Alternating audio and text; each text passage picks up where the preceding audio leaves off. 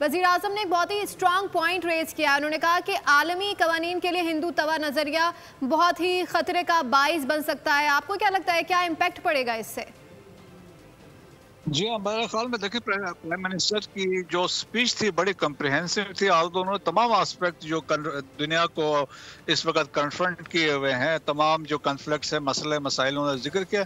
जहाँ पे इंडिया की बात की और स्पेसिफिकली उन्होंने बहुत सारी चीज़ें इंडिया की बात की, और जहाँ पे उन्होंने बात की हेड स्पीच की बात की, इस्लामोफोबिया की बात की, वहाँ पे कहा हिंदुवाइजेशन ऑफ इंडिया जो हो चुकी है, जो वहाँ पे मुसलमानों का हाल है, जो एक फाशिस्ट रजीम है, जिस तरीके से वहाँ फैनेटिक्स आए हैं, और जो देखें कि अपने अखंड भारत के उसमें कंसेप्ट में है, और जिस तरीके से वो नेबरिंग कंट्रीज पे प्रेशराइज कर रहे हैं, और तो मेरे ख्याल में उससे एक कंसेप्ट दुनिया वैसे भी मान गई है। देखें, और ख़ास तौर पे कुछ चंद महीने पे अर्सा पहले प्रेसिडेंट ट्रम्प ने कहा था कि अगर इंडिया इस तरह के हालात पे, इस तरह के ये माइनॉरिटीज के साथ कंटिन्यू करते रहेगा, अपना कंसेप्ट खोलने की कोशिश करेगा, there will be time a point, उन्होंने कहा था India will pull apart, India ने कहा था टूट जाएगा। सो उसी तरह इशारा देखें, जहाँ पे उन्होंने प्राइम मिनिस्टर ऑफ पाकिस्तान ने भी यही बात की, जब आप हेड स्पीच कर रहे हैं और मुसलमानों के साथ, क्रिश्चियन के साथ, दलित के साथ जो सूरत हाल है इंडिया में, तो इंडिया के लिए फिर आगे मुश्किलात होंगी। और जिस तरीके से वहाँ पे चीज़ें डेवलप हो रही है अक्रॉस इंडिया, और हमने देखा है कि गुजरात में क्या हुआ है, दिल्ली में जो मैसेकर हुआ वो आप देख लें, या अक्रॉस इंडिया में लव जहाद के नाम पे लोग मारे जा रहे हैं, घर वापसी के नाम पे लोग मारे जा रहे हैं, और इसके बाद देखें कभी एनआरसी लेके आए हैं, कभी डिफरेंट किस्म के कंसेप्ट हैं तमाम मुसलमानों के अगेंस्ट है। सो बड़े वाज़ेह तौर पर वो चीज़ें कि मेरे ख्याल में इंटरनेशनल कम्युनिटी को कन्वे कर दिया। अच्छा मसूद साहब, वज़ीर आज़म शहबाज शरीफ ने पाकिस्तान पुरअमन और उन्होंने अफगानिस्तान का भी जिक्र किया कि हम अफगानिस्तान में भी अमन चाहते हैं। जी हाँ, देखें अफगानिस्तान में भी उन्होंने वाज़ेह तौर पर बताया कि जो एपिक सेंटर है टेररिज्म का अफगानिस्तान है, और उन्होंने बताया वाज़ेह तौर पर फितनल हिंदुस्तान की भी बात की, फितनल ख्वारिज की भी बात की, और उन्होंने कहा ये अफगानिस्तान के साइल यूज़ कर रहे हैं बड़ा वाज़ेह तौर पर मौक़िफ़ का। लेकिन उन्होंने कहा हम अफगानिस्तान में पीस और स्टेबिलिटी चाहते हैं, लेकिन हम ये भी चाहते हैं कि वहाँ पे ह्यूमन राइट्स की वायलेशन ना हो, जो अंडरस्टैंडिंग इंटरनेशनल कम्युनिटी की दी है उसके मुताबिक वो चलें। तो उधर भी एक वाज़ेह मैसेज है, और रियलाइजेशन देखें कि पूरी दुनिया में हो रहा है, रियलाइजेशन है कि जो वहाँ से दहशतगर्दी हो रही है, यहाँ से ख़वातीन के हुकूक वहाँ पे नहीं है, और दूसरे जो वहाँ पे ह्यूमन राइट्स के इश्यूज आ रहे हैं, और जो एमनेस्टी इंटरनेशनल ने भी अपना कंसर्न शो किया, ह्यूमन राइट्स ह्यूमन वॉच वालों ने भी किया। सो वो भी एक कंसर्न था, मेरे ख्याल में वो भी उन्होंने इसको कन्वे किया। और यही देखे इंटरनेशनल कम्युनिटी भी कंसर्न कंटिन्यूसली इज़हार कर रही है, खास तौर पर जब ख़वातीन के हुकूक की बात होती है, ह्यूमन राइट्स की बात हो रही है अफगानिस्तान के अंदर, तो उससे रिलेटेड साथ ही देखें टेररिज्म भी है। ठीक है एहतशाम साहब, आपसे यही सवाल करना चाहूँगी, जिस तरीके से वज़ीर आज़म ने ये जिक्र किया कि हम पहले भी इस प्लेटफॉर्म में 1 साल कबल तकरीबन यही बात कर चुके थे कि किसी भी झारियत का जवाब देने के लिए हम तैयार हैं, और अगर हमारे ख़िलाफ़ किसी भी तरह का एक्शन लिया गया तो हम फिर उसका भरपूर जवाब देंगे। और आज जब हम पाकिस्तान भारत के ख़िलाफ़ ये जंग जीत गया है तो वज़ीर आज़म ने एक बार फिर तंबीह की है इसी मकाम से भारत को। ये तो हिंदुस्तान के अंदर जो है बातें कर रहे हैं कि ये जो वो कहते हैं कि एक दफा फिर मिस एडवेंचर करने का मोदी साहब सोच रहे हैं। 76 बरस को हो गए हैं। वैसे तो आरएसएस की वो जो थ्योरी है वो कहती है कि इनको रिटायर होना चाहिए, लेकिन जाहिर है इतना ज्यादा सियासी उनको नुकसान हुआ है। बिहार के इलेक्शन अब होने वाले हैं, उसके बाद फिर पूरे मुल्क के इलेक्शन होंगे, तो नहीं लगता कि बीजेपी जो है ना कामयाब होगी।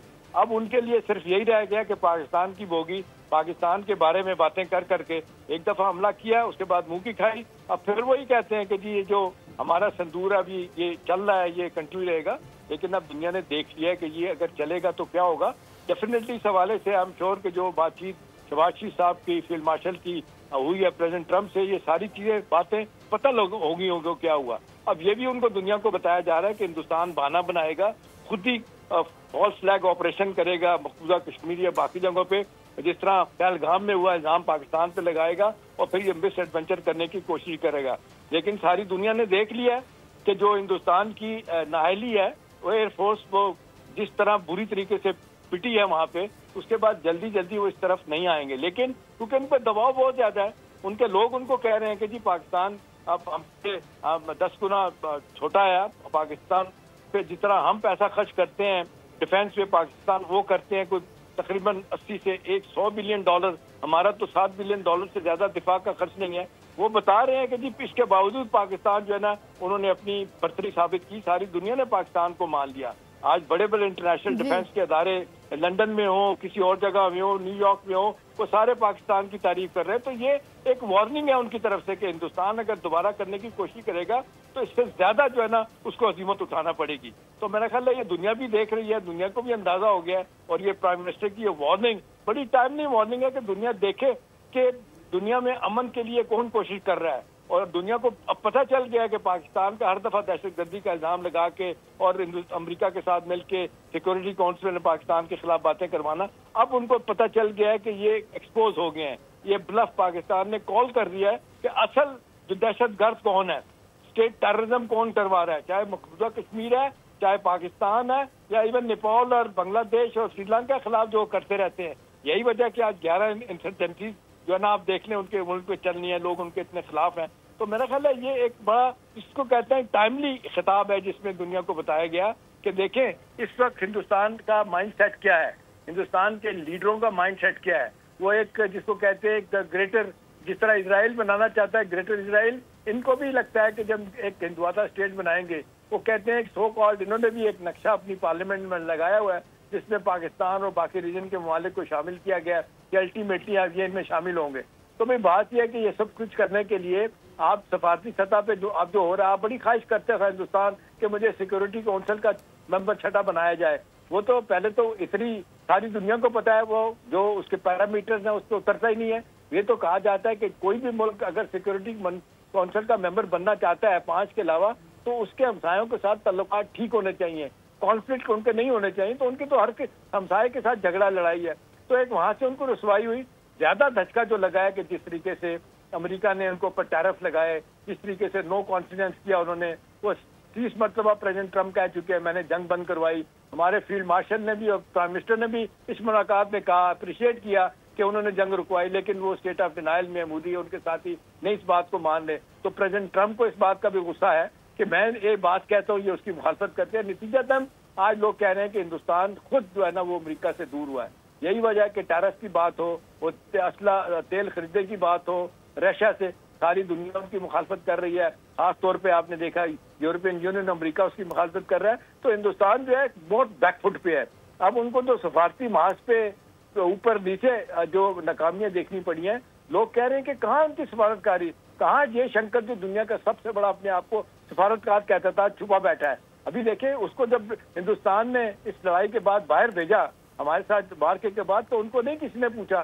शशि थरूर को लेके गए जो कांग्रेसी लीडर है, वो भी वो डिलीवर नहीं कर सके। तो मेरा ख्याल है अल्लाह का बड़ा करम है, हमारी मिलिट्री पॉलिटिकल क़यादत ने जो दुनिया में और मुल्क के अंदर जिस तरीके से पाकिस्तान के नैरेटिव को आगे लेके गए हैं और दुनिया को बता दिया कि पाकिस्तान इस वक्त का एक लीडरशिप रोल में है, चाहे रीजन है, हमारा रीजन है या मिडिल ईस्ट है या दुनिया है। तो मेरा ख्याल है आने वाले दिनों में अब लोगों ने कहना शुरू कर दिया, जो पाकिस्तान के वर्स्ट मुखालिफ और क्रिटिक भी कह रहे हैं कि देखें पाकिस्तान को हल्का होला नहीं लेना चाहिए, पाकिस्तान को हर बड़े मसले में बीच में कंसल्ट करना चाहिए, जो कि किया गया। अभी आप देखें जिस तरीके से यूनाइटेड नेशन में सारे लोग इकट्ठे हुए हैं, आप सारी दुनिया पाकिस्तान की तरफ आ रही है। तो हमारे लिए तो अल्हम्दुलिल्लाह जिसको कहते हैं विन विन सिचुएशन है। हिंदुस्तान के लिए हर तरफ से आप देख लें कि उनके लिए मुश्किलात हैं, उनकी सियासी उनकी अभी देख लें जो वीजे पे पाबंदी लगा दी गई है अमेरिका की तरफ से।